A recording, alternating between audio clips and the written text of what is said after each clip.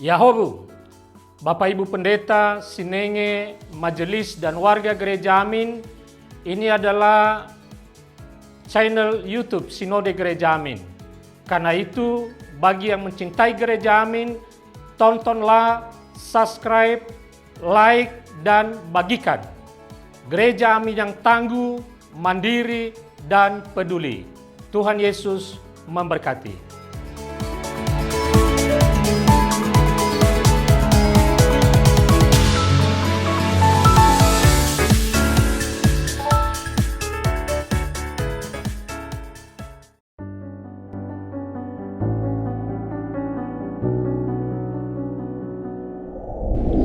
Hayut, saat ini kita bersama-sama kembali berjumpa di YFC. Kita akan merenungkan satu tema, yaitu Zero Favoritism, yang ditulis oleh Pendeta Samuel Akihari. Dan sebelum itu mari kita berdoa. Tuhan, hari ini kami bersama-sama kembali akan membaca Alkitab, merenungkan firman Tuhan, dan biarlah lewat waktu yang singkat ini kami dapat mengerti. Oleh karena itu kami juga memohon pertolongan Roh Kudus atas diri kami masing-masing ketika kami akan merenungkannya. Di dalam nama Tuhan Yesus kami berdoa dan bersyukur. Amin.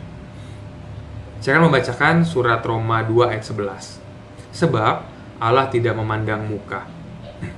Dalam dunia bisnis ada istilah nasabah prioritas atau VIP treatment, yaitu perlakuan istimewa yang diterima seseorang karena status, koneksi, atau posisi tertentu, bukan karena kebaikan hati atau keadilan.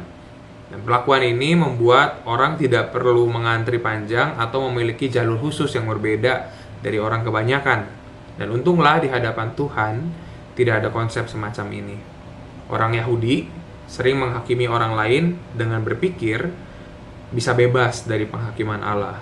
Dan Rasul Paulus menegur keras mereka yang menyangka dapat terhindar dari hukuman Allah dengan berlindung di balik hukum Taurat.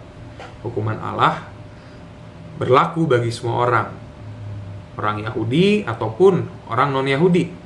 Allah akan menghakimi setiap orang menurut standar yang sama.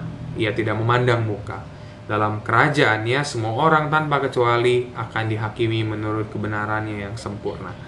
Hal ini menantang kita untuk berhenti mencari rasa aman dari status atau perbandingan dengan orang lain dan mulai hidup dalam kerendahan hati, pertobatan, serta kasih yang tulus. Allah tidak pilih kasih. Standarnya bahkan sama terhadap umat pilihannya Israel. Ia memegang standar yang sama untuk semua orang. Kadang kita begitu mudah menilai orang lain karena alasan tertentu.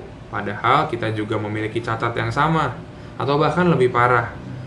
Jangan pernah berpikir bahwa penghakiman Tuhan tidak akan datang kepada kita hanya karena kita merasa lebih baik.